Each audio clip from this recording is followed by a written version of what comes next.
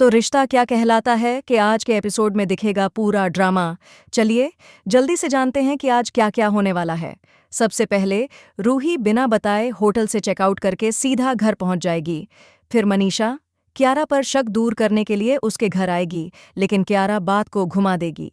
इसके बाद चारू कियारा को फोन करके मिलने के लिए बुलाएगी।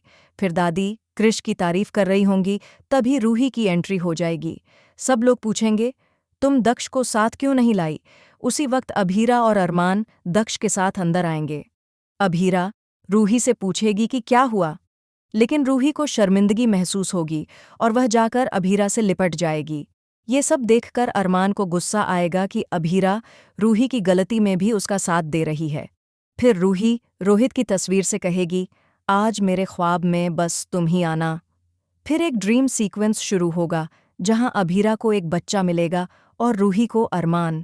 फिर रूही अरमान और अभीरा से बचने के लिए काफ़ी देर तक सोती रहेगी। और आगे क्या होगा वो तो आपको प्रोमो में पहले ही दिखाया जा चुका है। म्यूजिक के साथ लॉकेट मिलने के बाद अभीरा पूरी रात सो नहीं पाती। उसके दिमाग में एक ही सवाल घूम रहा होता है, क्या ये बच्चा मेरा भाई तो नहीं, या मैं ही वो बच्ची हूँ। दूसरी तरफ अरमान एक पुराने दोस्त से मिलता है जो उसे एक गुप्त बात बताता है।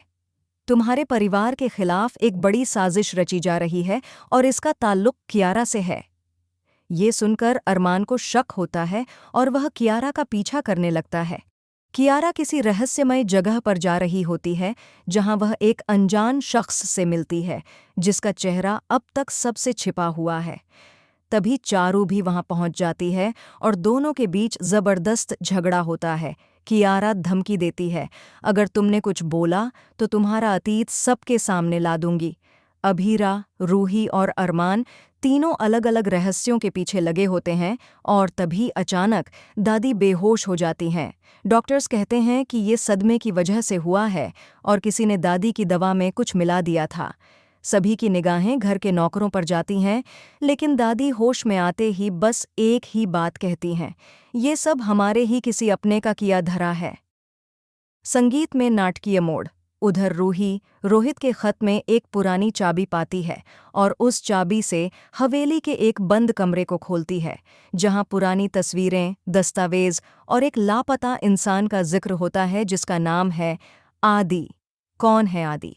कहानी अब क्या मोड़ लेगी? क्या अरमान कियारा की साजिश का पर्दाफाश कर पाएगा? क्या अभीरा को अपनी असली पहचान का पता चलेगा?